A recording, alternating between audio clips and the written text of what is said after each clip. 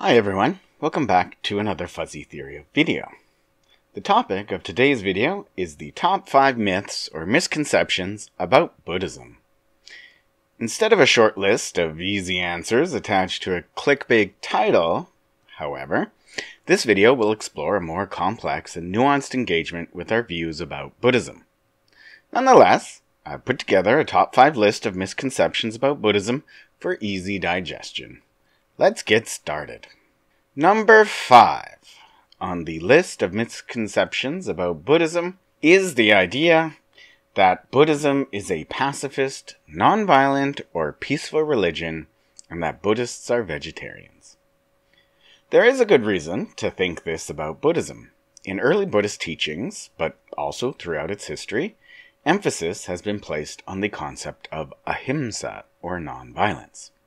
This idea has been part of almost every kind of Buddhism, and is not just about stopping violence towards others and oneself, but also allied to the notion that doing violence gives bad karma, or has negative effects on oneself.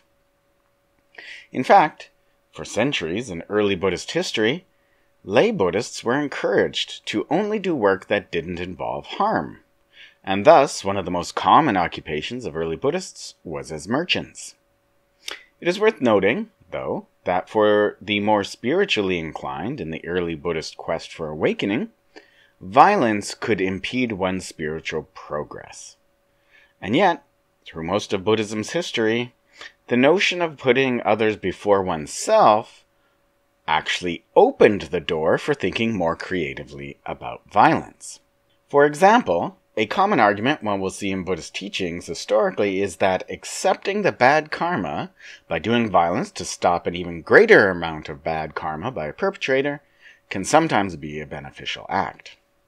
A perfect example is self-defense, wherein you are saving the aggressor from the bad effects of their actions. Another fictional example is that stopping a mass murderer through violence, while giving you bad karma, is actually not only justifiable, but a good deed. You've not only stopped them from getting all that bad karma, but you've also saved all those future victims. Historically, though, there have been many examples of violence in Buddhism. Take Buddhism in its early days in China. Monasteries, like in India and in Europe, were land-holding administrative complexes. However, in the Sui and Tang dynasties, the only way land could be held is if they were able to send troops to help fight for the emperor. Chinese monks were eager to adapt to this law in order to have a place in China, and so many monasteries ended up recruiting soldiers into the monkhood or supporting a standing militia on their lands. In Japan, by the medieval era, monasteries were also landholding and needed armies to protect those lands. There are numerous cases of the armies of monasteries and the state clashing over often mild disputes. As we move to modern times, we see that certain nation-states that align themselves with Buddhism become ethnocentric in their view, which leads to things like the Burmese oppression of Rohingya Muslims or Sri Lankan conflicts with Tamil minority Hindus. While part of the violence in these Buddhist states can be traced to modern notions of nationalism, ethnicity, and cultural identity and religion, there are also traditional elements of Buddhism used to justify this violence. In ancient India, both Buddhism and Jainism found themselves so popular as to have become the main religions of many states. Buddhists had to find a justification for soldiering and war, and they did through Buddhist cosmology, which says that we were in the Kali Yuga, or the Dark Era, the area of degeneration where morals and truth are becoming lost. In this era, violence was the only way to keep the immorality at bay. While ultimately nonviolence is the goal, keeping a standing army and fighting wars to keep Buddhism safe is ultimately for the greater good. In late medieval Tibet, assassinations by even monks were justified in a similar manner. As an aside, vegetarianism has not been a staple of Buddhism since its beginnings. In fact, Jains and Buddhists argued about this. Around 6th to 4th century BCE, Buddhism and Jainism consisted of wandering renouncers and their lay supporters. The renouncers would go around begging for food from lay people. Jains said that the Jain renouncers could not accept meat while begging. Buddhists, on the other hand, said that yes, you can accept meat. For the early Buddhists, it was more important not to alienate your lay followers by refusing their food. We don't really see consistent vegetarianism in Buddhism until much later in India, and even then, it was only sometimes institutionalized. The most explicitly vegetarian Buddhists, aside from strains of Western Buddhism, were certain vegetarian cults in China who would go around buying live animals at the market, paint them red, and release them back into the wild. On the other hand, the diet of Tibetan Buddhists, because of their climate, consisted primarily of animal product, predominantly yak. Thus, in the end, like all religious traditions, Buddhism's view of violence is as varied as any other religion. Its history contains a multitude of views and perspectives. To claim that real Buddhism is only peaceful is to do an injustice to the wide variety of perspectives that Buddhists themselves hold or have held. Number 4 on the list of misconceptions is a 2-in-1. The number 4 misconception is that Buddha was just a man, or that Buddha was divine or a god. These two misconceptions are related, in that both statements require presuppositions to make them meaningful, and there are foils to each other. A brief historical aside can help illustrate. When Buddhism was first encountered by Europeans, the missionaries and traders often saw the Buddha as just another of the Hindu deities that populated Asia, or as Christians thought of them, pagan gods. It was only in the mid-19th century that Europeans made the distinction between Buddhism and other religious expressions in Asia. By the late Victorian period, many Europeans were looking for a rational religion as counterpoint to what they saw as an irrational Christianity, and for those Europeans, they could make Buddhism fit the bill perfectly for their needs. Thus, for Christian Europeans, the Buddha was a god like any other. While for rationalist Europeans, the Buddha was just a wise man, whose teachings we could all aspire towards. For Buddhists, throughout the history, Buddha has been conceived of as human, no doubt, but his capacities range for Buddhists from normal human, to human with superpowers, to divine human hybrid with omniscience, to great being more powerful than the gods themselves. Worship of the Buddha ranges from aspirational, that he is a model to aspire towards, all the way to praying to the Buddha to save us from the Kali Yuga or Dark Age.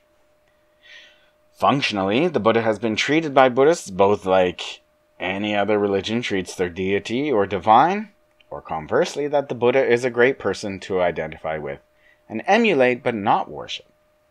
Historically, though, more people treat the Buddha as divine than otherwise. The other thing to note about this misconception about the Buddha is that for most Buddhists, there are innumerable Buddhas, and the historical Buddha is only one of them. For some Buddhists, he's not even the most important. There are some Buddhists who think of the historical Buddha as just a man, but some other Buddhas as basically divine. So the misconception that the Buddha is just a man or a divine being has no real answer, and trying to say one or the other is real Buddhism is itself a misconception.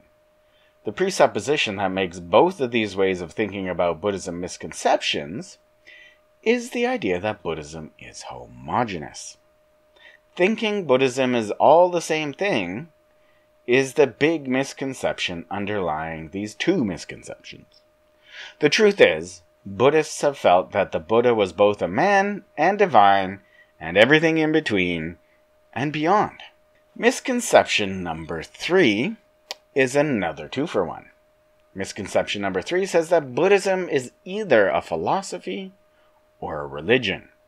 We see this idea come up a lot in Western attempts to make sense of Buddhism, and it's a huge discussion online.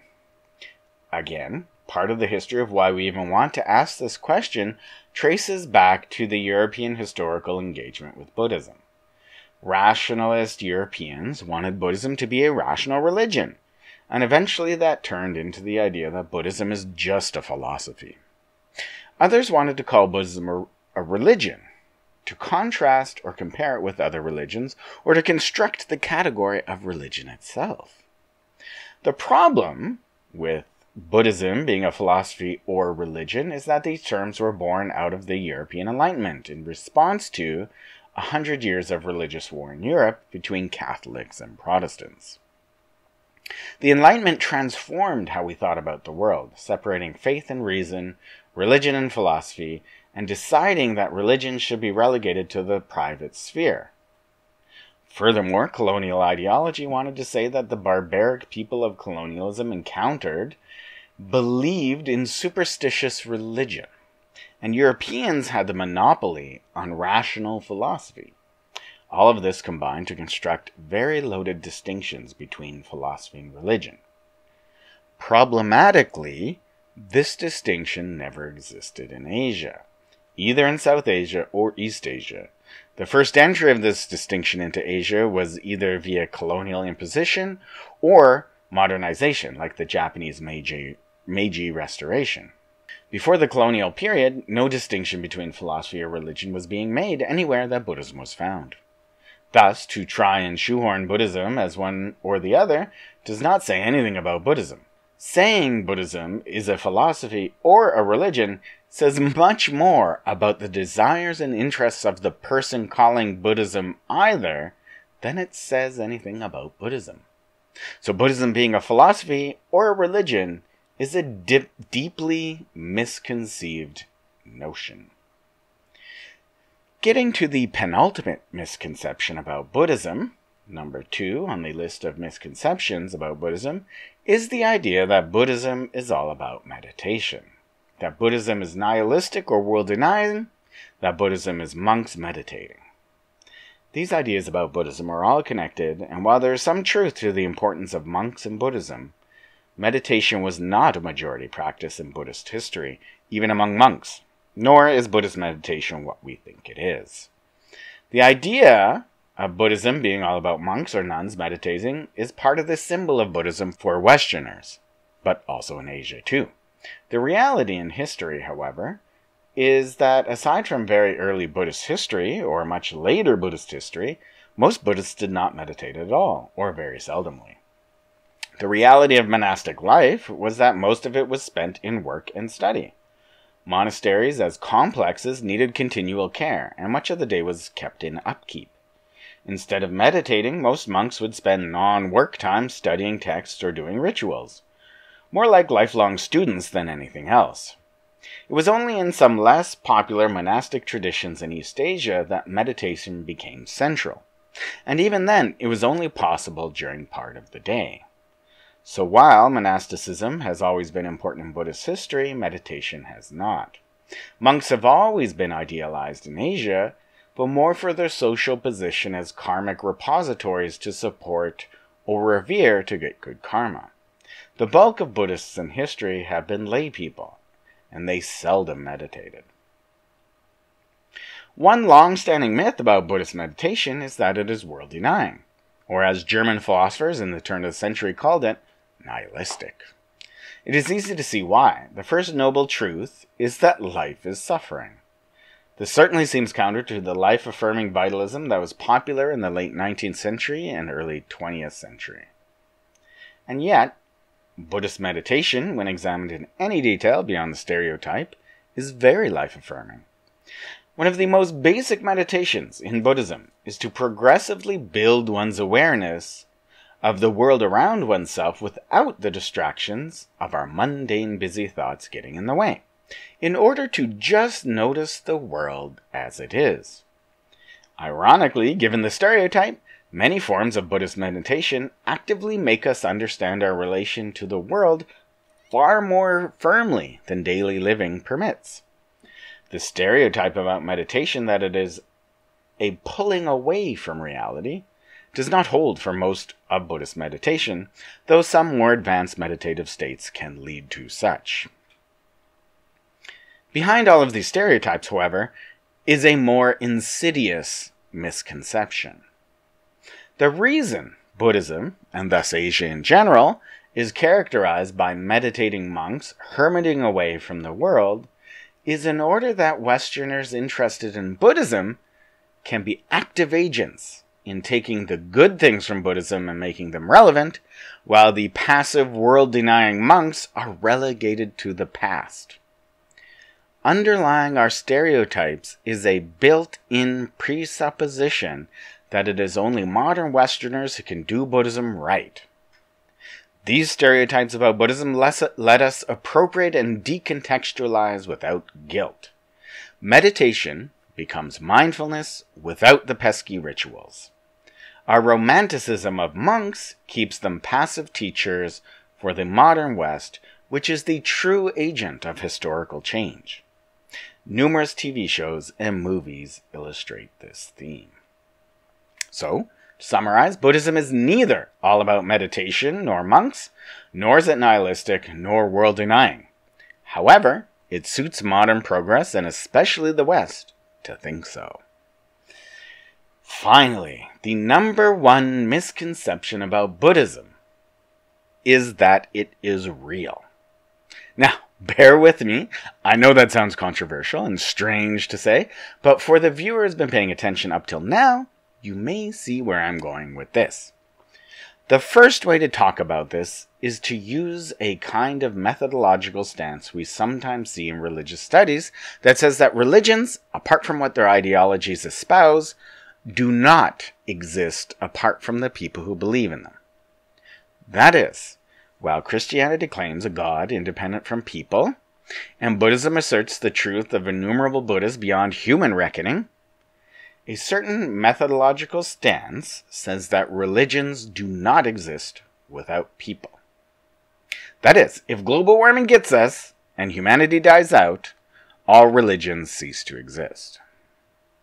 Even more radically, this methodology says that there is no such thing as religion outside of people. Religion does not exist out there. Rather, religion is only people saying things, believing things, and acting on those things. This is a super interesting methodology and can give us new insight into why people do what they do, but it has its limitations. The misconception I want to talk about, that Buddhism is real, is not this methodological shift, but something related. When I say that it is a misconception to think that Buddhism is real, I mean that all of the other misconceptions we have seen about Buddhism relate to our desires, to what we want Buddhism to be. Whether it's nationalist Buddhists in Asia oppressing others for how they want Buddhism to be, or it's Western Buddhists who treat it as a philosophy and their main practice is reading about it before bed, every invocation of Buddhism is based on the wants and desires of those who want to claim it.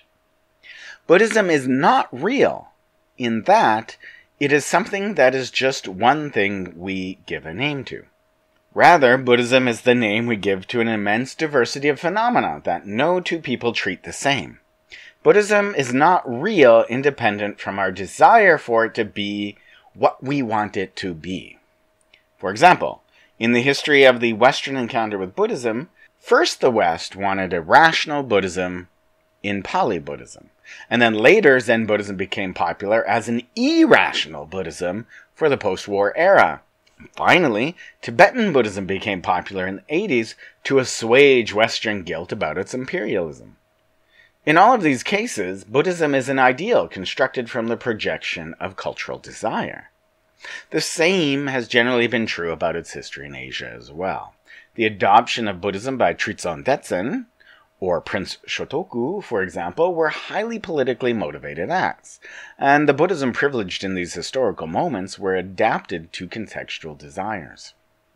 Indeed, to really get meta about this, many Buddhists don't even consider Buddhism to be real. Take, for example, the most influential Buddhist philosopher of all time, Nagarjuna. Chapter 12 of his Mula Madhyamaka Karikas says, "One who grasps the view that the Buddha exists, having seized the Buddha, constructs conceptual fabrications." For Nagarjuna, it is precisely the impulse to pin down Buddhism, to seize it, that is problematic. Trying to claim Buddhism is something that misses the point of Buddhism. that Buddhism is a philosophy or a religion, is world-denying or affirming, is vegetarian or meat-eating, violent or peaceful, are all trying to construct Buddhism to fulfill one's present desires for some most likely ego-driven or self-aggrandizing goal. And that, Nagarjuna would say, is holding the snake by the wrong end. It is only when we want Buddhism to be real in some way, when we want Buddhism to be a thing, that we get into trouble by fighting with others on the internet about it, or committing state-sponsored genocide in the name of it. So the final and most important misconception about Buddhism in this list, and to my evaluation, is the misconception that Buddhism is anything at all. Ironically, given Buddhist discussions about desire, for the most part, what people think is Buddhism is what we want it to be, not what it is. With that in mind, let me end this video with a quote on screen from a sutta of the early Buddhist Pali Canon. Thank you for watching. Like, subscribe, and leave a comment.